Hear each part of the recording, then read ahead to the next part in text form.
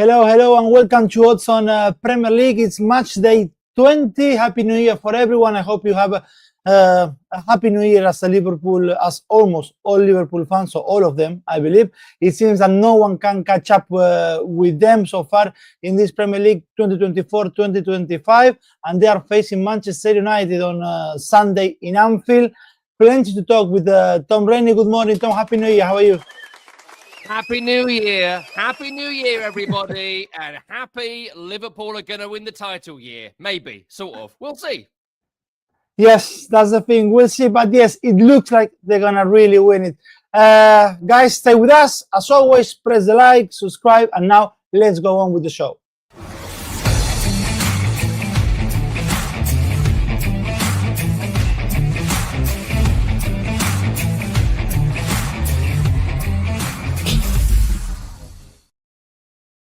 All right, Tom, the opening on this match day 20 is Tottenham, Newcastle, North London. Couldn't be more different for these two. Newcastle 4 consecutive wins and 4 consecutive clean sheets also. Last show, you said that it wouldn't be crazy to go Asian handicap minus 1.5 for Newcastle. And we were already 20 minutes in Old Trafford last Monday. And that was that already. Asian handicap minus 1.5. Actually, would not have been an exaggeration if they were going to the break 2 up or 3-0 up against Manchester United. A win for Newcastle will see them moving fourth in the table. Alexander Isak is scoring again. He has 12 this season, 8 of them last month. Tottenham completely the opposite. Couldn't hold the lead against Wolverhampton. Just 5 points collected from the last 21 points in play. Were you back in Newcastle here for a 5th consecutive win? Yeah, I think the form suggests it, and I think you have to do it. And just briefly on what you said about the Man United game, I was so annoyed because my bet came in, right? So like you said, I was happy, minus 1.5, but I also cheekily went for minus 2.5 as well because they were just so much better than Man United going into the game. So I thought they'd win comfortably, and you were working on that game. It should have been 8-0 at half-time. Like, it was so annoying from like a gambler's perspective because the big bet should have come in, and then Newcastle, as a lot of teams are doing, as you saw Arsenal do at Brentford a couple of days ago, it's the end of the festive period. It's been 5 or 6 games in a short space of time. They're just closing games out if they won it, and that's what Newcastle did, which, you know, will be an interesting point of Man United conversation later. But let's start with Tottenham briefly here. I mean, look, the performances have not been great. Offensively, they remain very, very good. Beyond the Nottingham Forest loss, they've scored in their last 5 matches. Multiple goals in those games as well. 5 against Southampton, 4 against Man United, 3 against Liverpool, 2 against Wolves. So it's not the offense. You won't be surprised to hear there's the problem. It's the defense, and the defense remains shorn of almost all of its massive talents, from Vicario to Romero to Van der Ven, to the backup players like Ben Davis.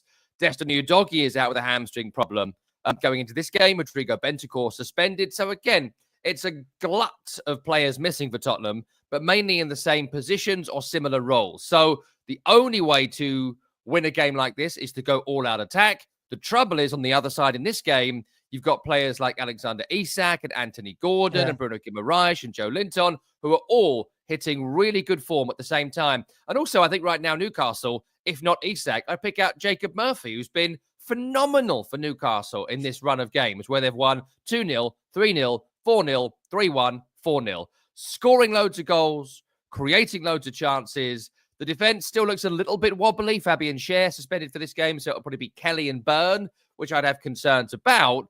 But that only aids me to say both teams are going to score in this game. Offensively strong, Tottenham very defensively weak. Newcastle with their best central defensive pairing out. Probably Nick Pope, the keeper, still missing too.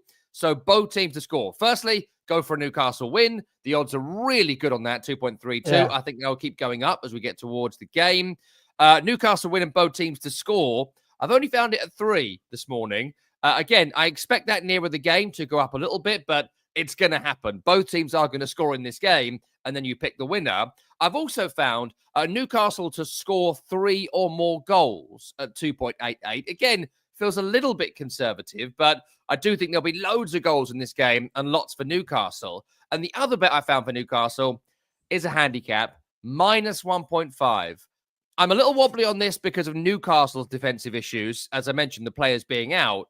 but they're just scoring so many goals right now, and Tottenham are conceding so many goals. Newcastle to win minus 1.5 is 4.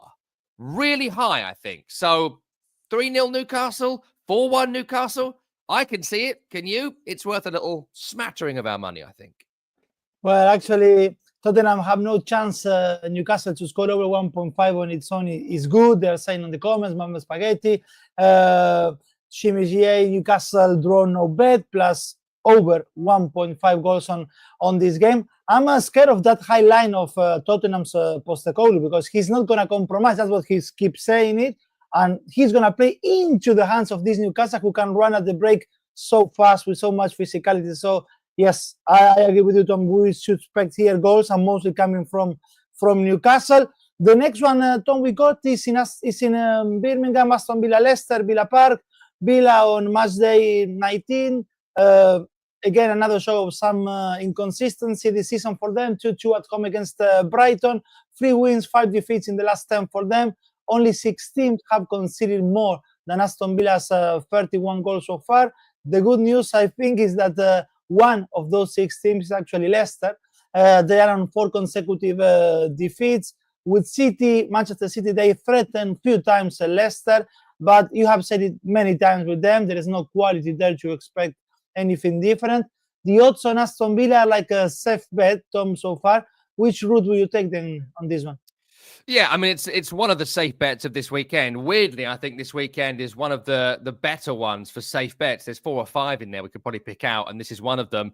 I take your point totally on Villa's form. They do concede plenty of goals, but they're playing lots of games with a small squad, and that's going to happen, I think, across the season. You know, for the Leipzig game, that's followed by Forest, the win against Man City, the loss against Newcastle. It is going to be a bit like that for Aston Villa, because they are one of the many teams who should be in mid-table in the Premier League. And if you get above that group, like Villa and Forest have, you are going to have little slip-ups. It's about winning more games than you slip up in. And that's where Villa are right now, searching for that consistency that 3 or 4 more top players in the squad would bring, which, of course, they can't do without a few years of Champions League money and some shrewd transfer market business, all that sort of stuff. They're not there yet, but they're in that going in that direction, which is really impressive. No Morgan Rogers, huge blow for Villa in this game, suspended. He's the man that carries the ball upfield. I think he's been so critical to anything good that Villa have done this season. No John Duran, but you've still got Watkins, and I think Pau Torres remains out as well. So that means it'll be a combination of maybe Tyrone Mings, 𝐬𝐿𝐴𝐧𝐧𝐞𝐿 at centre-half, which is fine, but I do think Pau Torres is the best of the centre-halves. Without him, it can wobble a little bit. But look, that's all irrelevant because Leicester are useless. Look, I don't think if Steve Cooper stayed in charge, they would have stayed in the league. But I do think they would have had competent organisation. They would have nicked a few points and been in the mix. To bring in 𝗀𝗏𝗏 van Nistelrooy, a man of absolutely no managerial experience, into one of the toughest jobs in the Premier League, for my money, making it one of the toughest jobs in professional football, it was always a hiding to nothing. It was a terrible appointment. And even if they stay up, which I don't think they will, then I still think it'll be a bad appointment, because what is 𝗀𝗏𝗏 van Nistelrooy bringing to this team? Are they solid defensively? Not really. Nope. Is the midfield working? I mean, I think they're working hard in Samari, and Winks will probably play in this game, and Ndidi when he's fit. But again, I don't really see what the balance is there. And offensively, you're still relying on Jamie Vardy as they were previously.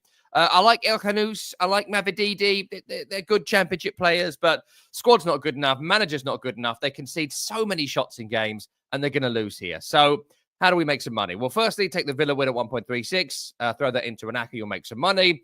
Villa scoring lots of goals this season. You mentioned concessions, but scoring goals has not been a problem for Aston Villa.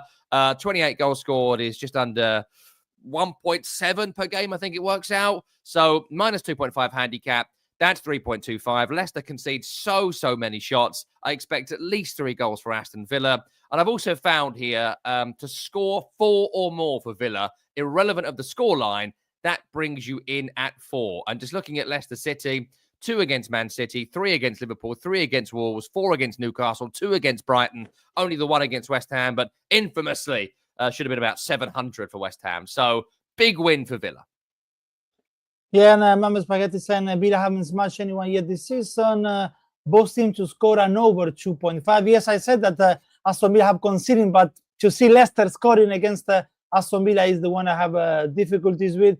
Carbonaro over 2.5 for Aston Villa. From Aston Villa Leicester, then we move to Bournemouth Everton at the Vitality Stadium. Like with Aston Villa in Villa Park, another game in which Bournemouth rescue a point away from home, this time against Fulham.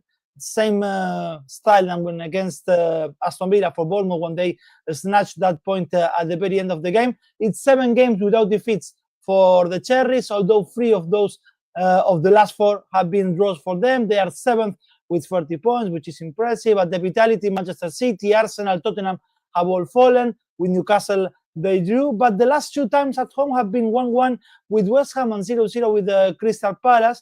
Could Everton, who is at the back of a home defeat with Forest, sitting 2 points above the relegation zone, could be Everton be another team that gets something out from the Vitality Stadium, from the half bottom of the table? Yeah, I think this will be tight, this. And you mentioned the recent score lines. 3 draws and 4 for both. This game absolutely screams draw. Bournemouth, look, it's being underreported because they're not Man United, right? But Bournemouth have got so many injuries to deal with right now, and it's all really in the same position, that central midfield. No Tyler Adams likely in this game, missing again.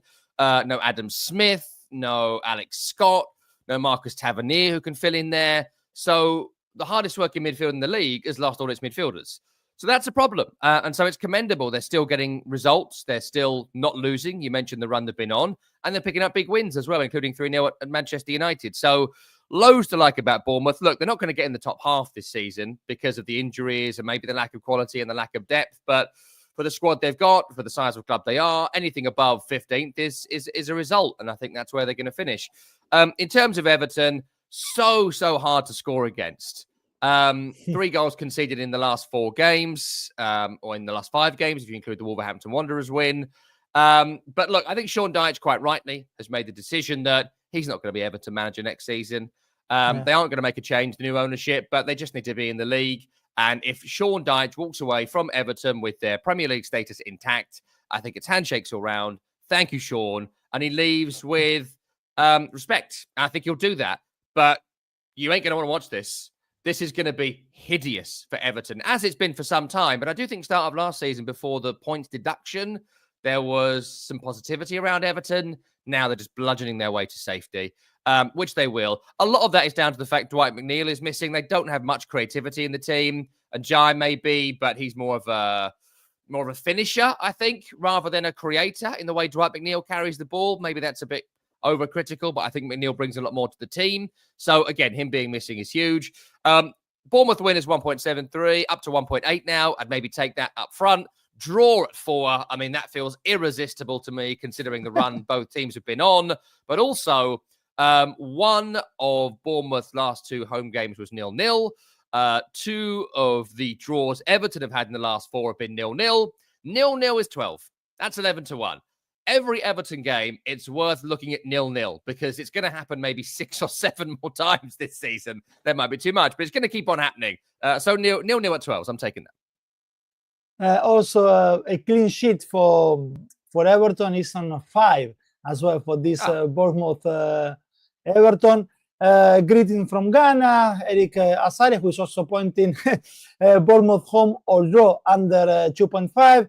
Carbonara pointing to Milor Kerkez, the Hungarian left back, shots over 0.5, so he only needs 1 shot on the game, and he's usually getting forward, so that could happen as well. Next, Tom, Crystal Palace, Chelsea. Chelsea 1 point from the last 9 with 2 consecutive defeats, when before that they were on 5 wins out of 6. The latest defeat came against Ipswich, who was without home wins prior to that. With Everton, they drew, but it was a difficult game, I would say, to play. All that wind, the rain. With Fulham, they deserved to lose. But with Ipswich, it was a bit bizarre because they had plenty of chances. Then that penalty or supposed penalty on Delap was a bit strange. Anyway, they're still on Champions League spots. Anyway, Palace, on the other hand, Matchday 19, they have done what we said they were going to do, to win against Southampton. 2-1, nothing spectacular, but enough to create 5-point gap at the bottom. Last time between these two in Selhurst Park was a 3-1 win for Chelsea. We expect something similar this time, like both teams to score, goals over 2.5 or something different? I find this game tricky, actually, because I think Crystal Palace, with a few other teams, West Ham are in the mix, maybe Bournemouth. There's a few teams now that are just thinking about the line.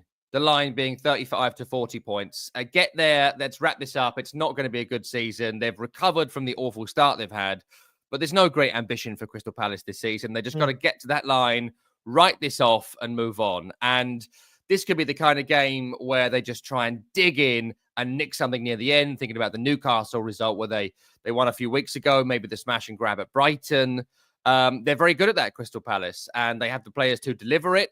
And I think with 𝐿𝐴𝐴𝐻𝐿𝐴 being fit and 𝗵𝗏𝗍 being back, there's every chance here they can low block their way to a pretty decent draw. So that's what they're going to try and do. The injuries are clearing up. Still no Wharton, but beyond that, it's a pretty strong Crystal Palace here, maybe as good as they can put together. And with Eze and Sarr being fit behind Mateta, Sarr showing some good form recently, there's every chance they might be able to nick one.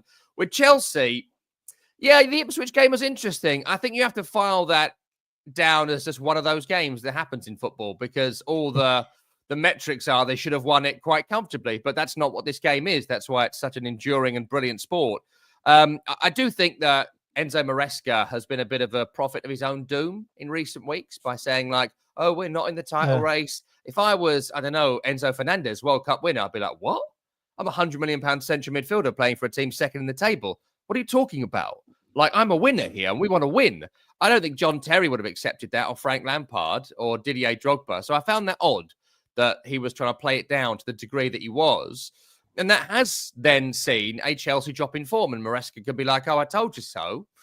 Don't know about that. I think he might have caused that to a degree. You want to give this team the confidence that they can win it, I think.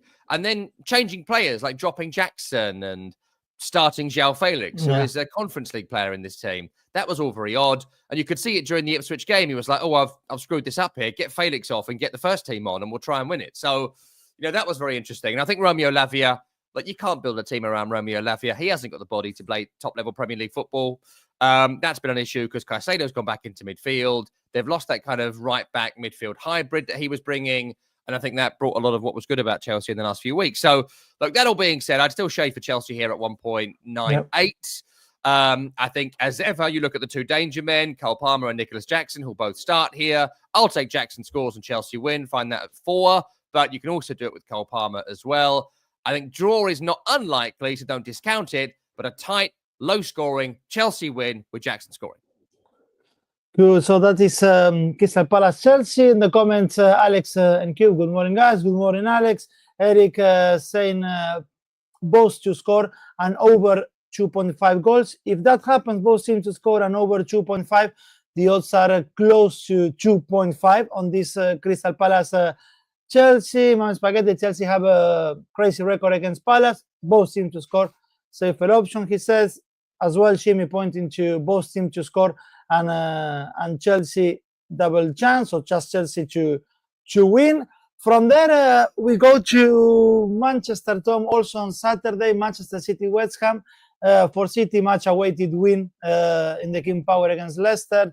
I guess not much to show off in terms of the performance, but there on a time in which how they win is less important as it used to be not so long ago. The good news, or the best news, I think, for them, not that Haaland scored, Tom, but I liked how James McAtee played his minutes, because you can't help thinking that maybe next summer he becomes another Palmer, Lavia, Rodgers, or any other one who doesn't get minutes and decides to leave City next season. And West Ham, this is easily, I truly never seen you so upset as you were on Monday after that 5-0 defeat with Liverpool. I remember lows with David Moyes and you being upset, but never close as upset you were on Monday with 𝗵𝗏𝗍𝗍. Now West Ham traveling to the Etihad without the man who saved many times already 𝗵𝗏𝗍𝗍. I'm referring to Jarrod Bowen, who is injured. Are you expecting another thrashing here, Tom? Yeah, this will be a thrashing. West Ham are diabolical. It's staggering to me that 𝗵𝗏𝗍𝗍 has kept his job, because he spent so much money. The club spent so much money relative to their size, £100 million on players, and against Liverpool last weekend, in a result we predicted, by the way, that it would be a heavy Liverpool win, that he had £100 million worth of players on the bench. He's got Fulkrug sitting there. He's got Somerville sitting there. He's got 𝗛𝗲𝗏𝗏 sitting there. Well, that's half the summer window. He doesn't want them. So why did they buy them? Like, what a mess. What a mess the transfer window was last time around for West Ham. They have bought a bunch of players this manager does not want. Why on earth would you do that? It doesn't make any sense what they did last summer. To lose 𝗀𝗏𝗏𝗏 is catastrophic for West Ham. He is the only one doing it on a regular basis. But look, there's not a great deal of point doing the whole thing again on West Ham. 𝗏𝗏𝗏𝗏 has brought nothing to the club in the now 8 months he has been there. The defense is crap. The midfield is crap. The attack is crap. What else is there to say? In terms of Manchester City, look, I don't think anyone was convinced by the victory over Leicester. You know, if Jamie Vardy scores that chance and makes it 1-1, they still go on to win that game, sure. But again, wasn't quite there. The midfield wasn't quite there. The rhythm wasn't quite there. Haaland wasn't quite there. Missed a penalty in the previous game against Everton. They still are struggling in midfield in the absence of Rodri, obviously. I don't like the 𝐬𝐭𝐿𝐴 and 𝗀𝗏𝗏𝐿 pairing. Kevin De Bruyne only fit enough for X amount of minutes, according to Pep Guardiola. How happy De Bruyne is about that, it's an ongoing rumour. Phil Foden continues to have the most anonymous of seasons. But look, it's sort of relevant because West Ham are the worst coached team in the league. Truly appalling. And 𝗏𝗏𝗏𝗏𝗏 should go. Whatever happens here, in my view, they can't go into the next set of games with 𝗏𝗏𝗏𝗏𝗏 in charge. I don't think they'll get relegated. I think they'll fudge their way to the 4 or 5 more wins they need. But this man was brought in to see them challenge for Europe, and he has just not brought anything to the club at all. Not one thing, not one positive, not one really coherent 90 minutes.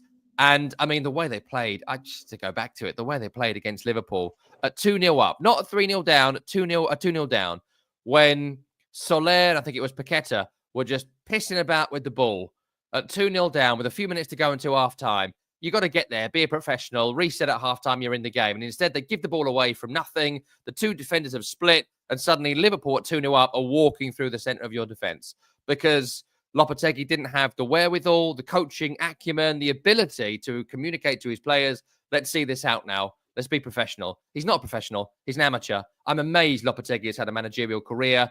I can't believe he'll never get another job after this, ever. No one will ever touch him at the top level. He's so appalling. Anyway, Man City win at 1.35. Take it.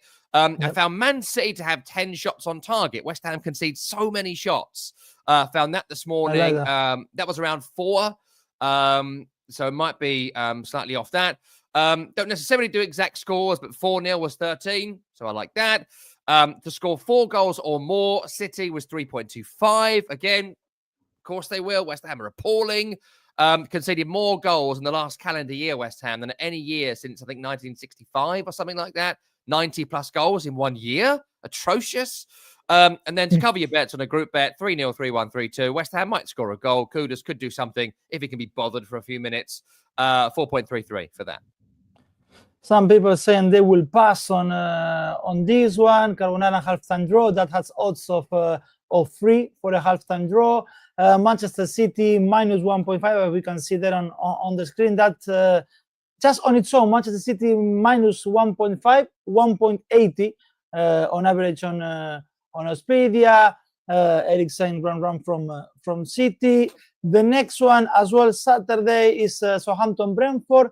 3 defeats in the last 4 for Brentford, who is now also losing at home, Tom, because 2 consecutive home defeats for them. The latest one against Arsenal on Wednesday. Away from home, we all know how dreadful they are. 7 defeats and 2 draws. Southampton, anyway, just 1 win at home all season. Well, 1 win overall all season. 2 games with Ivan Juric and 2 defeats. But at least they have not considered trying to build from the back with the new manager yet. For the bookies, full parity. For you, Tom? I'm surprised by that, to be honest, because Southampton, you mentioned it, they've won 1 game. They've got 6 points. What are you talking about? Like, no, they shouldn't be anywhere near parity or favourites or anything to win a game of football. They're not a Premier League team. It's not a Premier League squad. Like, Ivan Juric has come in. Good for him. I hope he gets a good payday out of this. And hopefully for him, he won't be remembered so he can get another job, because this lot ain't staying up. There's no way. They haven't built a squad for it. There's no way. I mean, Have there been improvements? Yeah, they played all right a bit against West Ham to a degree, lost the game. They had some half-decent moments against Crystal Palace, lost the game. Like, in the end, the quality of your squad is going to matter. Like we just did West Ham a minute ago. The manager's useless, but the squad's okay, so they'll stay up. Yeah. For Southampton, it doesn't matter if the manager's good or not. I don't really have an opinion on 𝐬𝐿𝐴 yet, but the squad's not good enough. They aren't going to eke out the points. And at this point, they need to win 5 or 6 in a row just to be competitive. Never mind stay up. They might win the next 5 in a row and still go down because they're so far behind everybody else. So, I don't know. 𝐿𝐴𝐴 up front looks like he can win every header but can't head straight. Dibbling looks like a really good young talent, but you can't rely on him. If they play 𝐬𝐿𝐴𝐴 and 𝗵𝗏 in midfield, it might make a bit more sense than what they played previously, but then losing Flynn Downs, I think loses a lot of that kind of battling capability in the squad. So, look, I don't know what to say about Southampton. I'm not going to back them for a win anytime this season, and certainly not here. I think this is Brentford's first away win of the season. I think that the fixtures fell so nicely for Brentford in terms of home games this season. They played pretty much no one in the top half for the first half of the season, and now they're playing teams in the top half. Lost against Newcastle, lost against Brentford. They'll lose more home games. But away from home, it's now suddenly Southampton and Leicester and all these teams they can beat. And I think they will get points against lots of them, and they'll get a win here. It'll be their first away win of the season. Brian Mbeumo scores great goals. I think it's 11 in the Premier League for him. 𝐬𝐿𝐴𝐴, 9 goals in the Premier League. There is a defensive crisis. I think only Nathan Collins of the starting centre-halves is going to be fit. So that might be a problem. But if Kim comes in, Vitaly Janelt continues in the back 3. They go back to 3 at the back and not the 4 they played against Arsenal. I think they win here. 2.70 is very nice for a Brentford win against, again, a team with 6 points. Okay? Take it. I think it'll be quite tight, though. Look at the under 2.5 market. I found that for Brentford win at 6, but Brentford win on its own is quite nice. So just take that.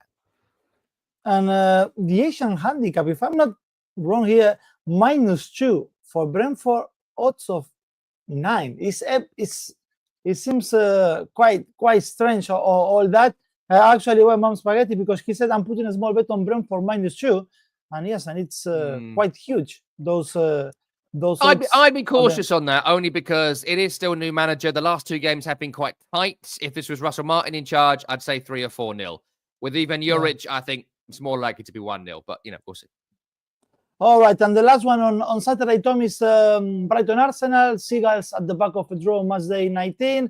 It was their 5th draw in the last 7 games. Actually, no one has drawn more games than them this season, 9 so far.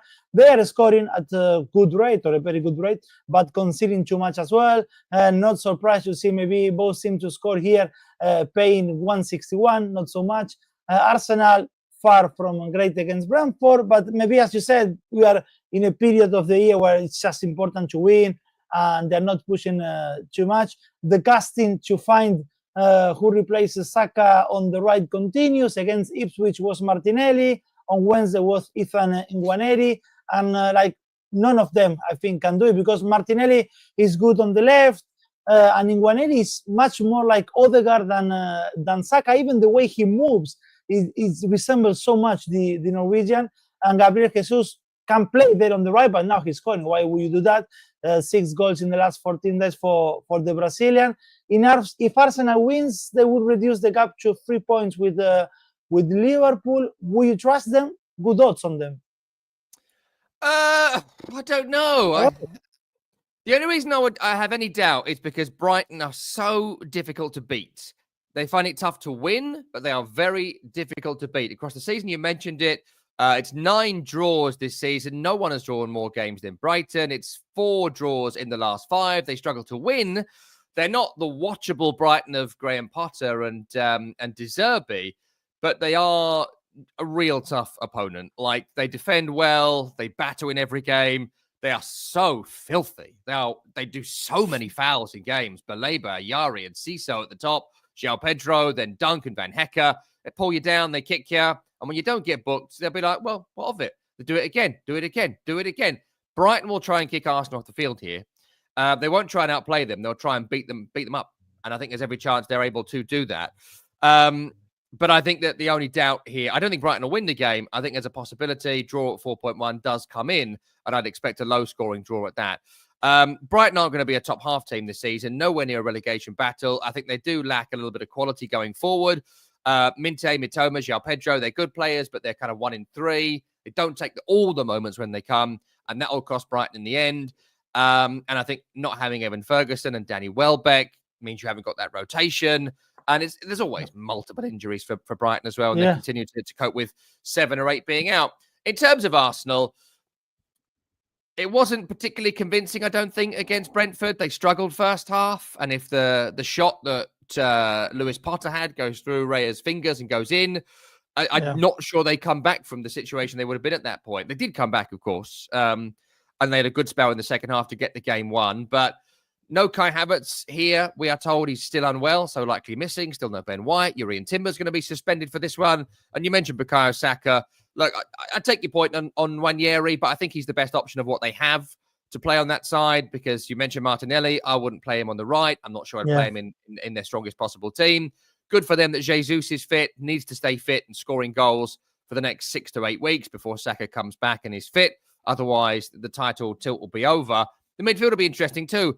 Not a big fan of Mikel Merino. I'm not really sure what he brings. I know he scored a tap-in from a corner the other day, but when he is there and you drop Partey, you drop Rice, they're obviously trying to rotate Partey and Rice to keep them both fit for the tough old games coming up. I understand that, but they do lose something when it's not Ødegaard, Rice and Partey. I'd expect Rice to come back in and Partey to drop out. Beyond that, defense looks quite strong. An Arsenal win at 1.84. I will just take that, but don't discount the draw at 4.1. Arsenal's corners thing continues. I think it was maybe 7 or 8 against Brentford. Pick out 10 corners here, comes in at 10, which I thought was really interesting. Forgive me, 15. 10 corners at 15. They play for corners. They do. They get to the end line, and if it's Martinelli on one side and 𝗀𝗀 on the other, they'll get to the end line, then knock it against the defender and go for a corner. That seemed quite high to me. 8 corners was around 7, which is still quite high, but 15 at 10, I thought, yeah, okay, we'll have a little punt on that. I expect low scoring. I don't actually think Brighton are going to score, so Arsenal to win to 0 is at 3.25 as well. So either a 0-0 draw, a 1-0 Arsenal win, low scoring Arsenal win, and as ever, look for the corners. Mama Spaghetti, Brighton back to how they were 2 seasons ago. They play for the draw. Jimmy, tricky game, could be 3-3 or 0-0, and also feels like an Arsenal 0-1 win from a set piece on added time. Now we move on to Sunday games. We start with Fulham Ipswich in West London. Fulham 7 matches undefeated, 5 draws and 2 wins for them. They were close to get all the points against Bournemouth, but it was their 3rd consecutive draw at home for them. Arsenal, Southampton and Bournemouth. In Craven Cottage, 9 out of 10 matches played there have been both teams to score yes. And for Ipswich, 5 out of their 8 away matches have also been both teams to score. We mentioned Ipswich and their win against Chelsea, the first home win of the season. They have now Wolves 1 point away from them and Palace 2 points away in terms of like the salvation zone. How do you see this one, Fulham Ipswich? Yeah, difficult. I think that the next 3 or 4 weeks for Ipswich Town are going to be critical for their season. I think they have become the team of the 3 promoted who look like they can stay in the league. I have no faith in the other 2, Southampton and Leicester. And so if you are Wolves or you are Everton, I think they're the only other teams that will probably go down. If you're in that conversation, maybe they will start to get worried. But look, I still think that the win against Chelsea was a fluke. I think they took on Wolverhampton Wanderers at the exact right time and nicked to win there. Are they going to get the 5 more wins needed to at least be competitive? I don't think so. They've got to get 11 wins to stay in the league. They've got the second half of the season to come, and they've won 3 so far this season. Are we saying they're going to win 8 games? I don't see that. Are they going to win 7 games? Are they going to win 6 games?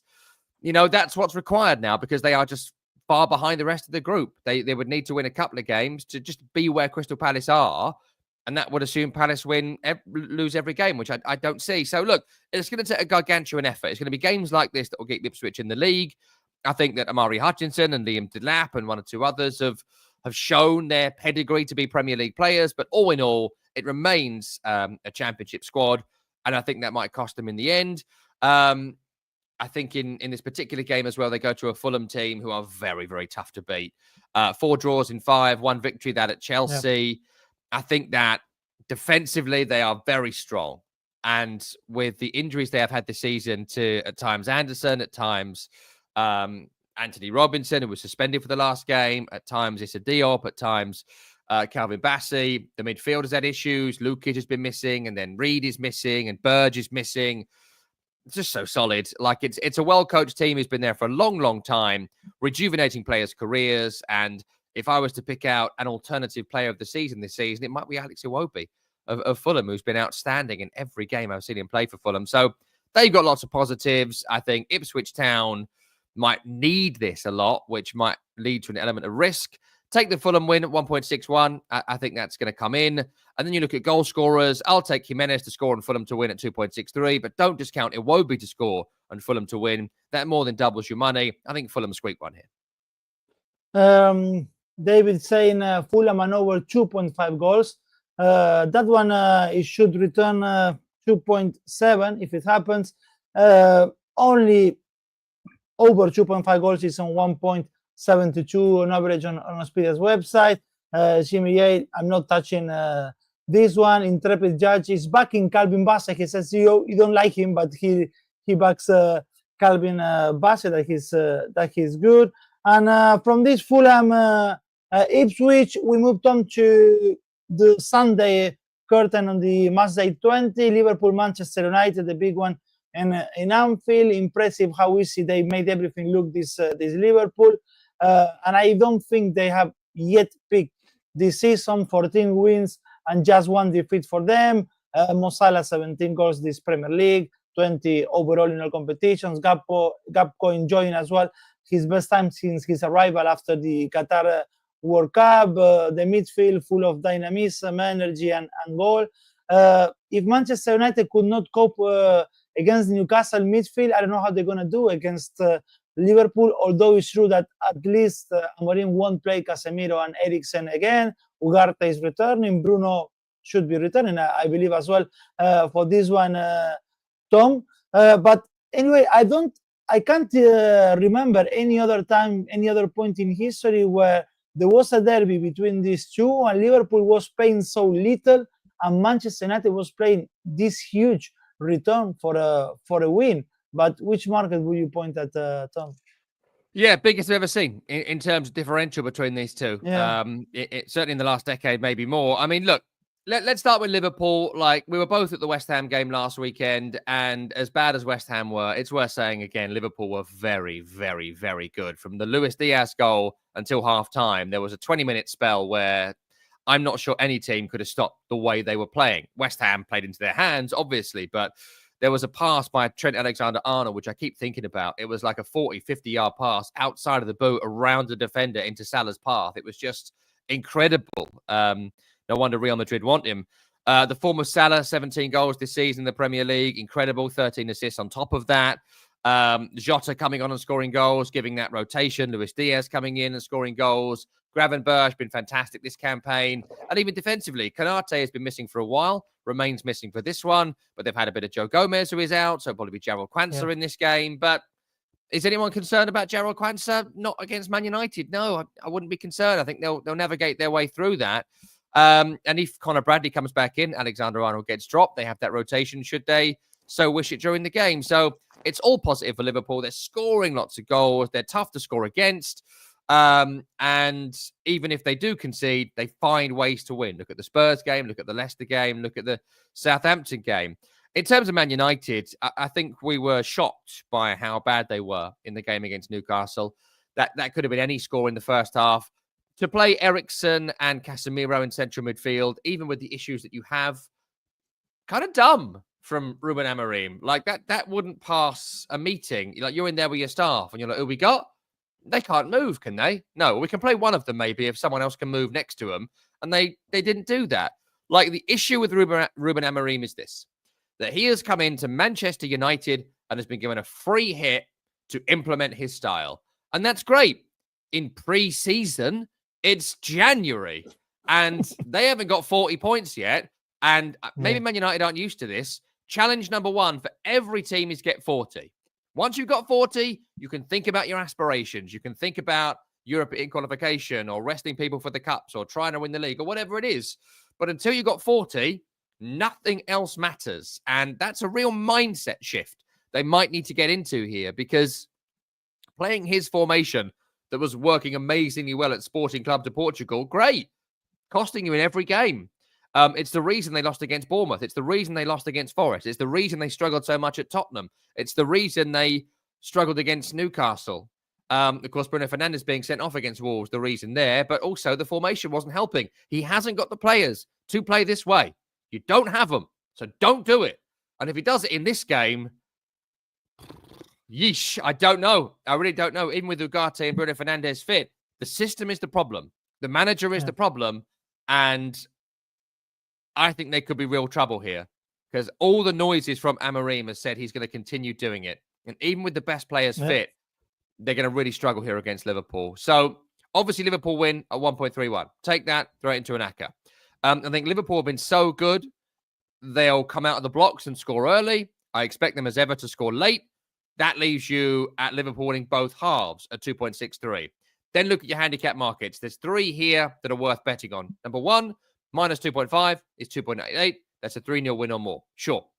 Minus 3.5 is 5. That's a 4-0 win or more. Minus 4.5 for Liverpool is 11. Now, at 2-0 or 3-0, they might do what they did against West Ham last week and declare, right? And just be like, we've got the game won. There's big games coming up. We've got loads of games. We don't want to get injured. Fine, we're going to do it. But if they don't do that, look at this. Look at these odds. Man United at home make a real statement to start the year. Give them a walloping. Anfield would love to see it.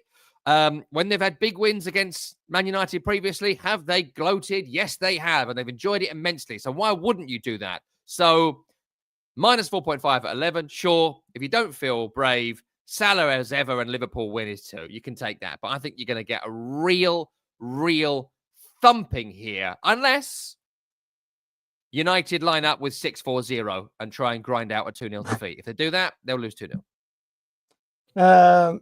Talking about being brave here, Daniel, our producer, being cheeky, are we in for another thrashing? 7-0, 150, Tom. Well, it happened 2 years ago. I mean, take it. Have a go. Why not? Do it. 150 for that one. But of course, you can imagine everyone pointing Liverpool's direction and the minus, and the Asian handicap market, at least a minus 2.5, which has a return of 2.8. People pointing at on the comments, and also to see Salah scoring his 18th goal of the season at least. Although David saying ready to bet my house on 𝐿𝐿, please don't do that. Don't do that, because don't do it. But well, that is Liverpool, Manchester United, and then on Monday, the last game on this match day 20, Tom, Wolverhampton, Nottingham Forest. Impressive form for Forest, 5 consecutive wins and 3 consecutive clean sheets for them to be third in the table. Amazing. And Wolves undefeated in 3 games with Pereira after they late equalizer against Tottenham. Can Forest keep another clean sheet against Wolves? Because Wolves, as much as they are fighting for survival, 31 goals for them, which is 5 more than Forest this season. Yeah, look, in terms of Wolves, I don't think Vitor Pereira has brought too much to the team at the moment. I think that the fixtures have been very nice for Wolves, this little run. But look, the door can be open. You still got to get through it, and they have. They beat Leicester comfortably because they're the worst team in the country right now. They got 10 men against Man United for 45 minutes with Amorim's weird system, and they won that well. And against Tottenham last week, anyone can score against Tottenham right now because of the sheer amount of absentees they have. Plus, it's worth noting, 𝐿𝐿𝐿𝐿 is going to be suspended for this game. He should have been suspended for the Tottenham game because of what he did in the Ipswich game. Like, how did he play for 3 games before getting suspended for essentially assaulting a member of the Ipswich staff? Unacceptable. And a 2-game ban for what he did when you consider, Mohamed Kudus earlier in the season, 5 games for a couple of on-field lashes out. I'm sorry. He should have got 10 games, 𝐿𝐿𝐿𝐿. So 2... maybe the FA are feeling sympathy for Wolves because they keep screwing them on VAR decisions. I don't know. But anyway, missing for this game, 𝐿𝐿𝐿𝐿, that's a problem. You add that to the other players missing, long list, the likes of Lemina and Sarabia and 𝐜𝐭𝐴𝐧𝐧𝐞𝐿 and Totti and Mosquera's been missing all season. I think Wolves go back to losing here. And Nottingham Forest, I mean, what do you say at this point? the way they are winning games is so solid. You know, they lost Murillo in the last game against Everton. They had to do a kind of last-minute jig. Didn't make a difference. They were still defensively solid. Someone can come in and just continue to run the system. They'll be hopeful Murillo is back for this one. I don't know at this point. Let's say he is going to be back. That leads you with that very strong defensive line. 𝗵𝐿𝐿𝐿𝐿, Murillo, 𝐼𝐹𝐼, Neco Williams. Goalkeeper's been great. Midfield, solid. And offensively, you know, the goals they scored at Goodison were so good. The 1-2-3 volley for Chris Wood. The finish from Gibbs-White to make it 2. Everyone's in fine form. So tough to score against. Last 3 games, 2-0 victory, 1-0 victory, 2-0 victory. I think that continues here. Stunned to see Forest win at 2.42. I thought they'd be under 2 at this point. So take that and throw that into your ACCA. And also, they've done it 3 in a row. Why not 4 in a row? Forest to win to 0 at 4. I'll take that because 𝐿𝐭𝐤𝐻 is missing. Who else is going to score for Wolves? So 1-0, 2-0 win for me.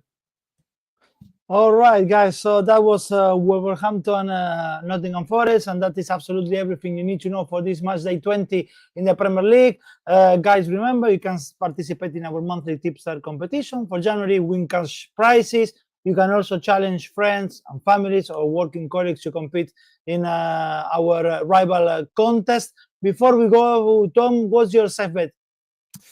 Safe bet is Liverpool. There's a few safe bets this weekend, but Liverpool, top of the table, almost impossible to beat right now against one of the worst Manchester United teams in living memory and a team that still haven't got the 40 points to stay in the league. Anyone bottom half home against Liverpool, you take red safe.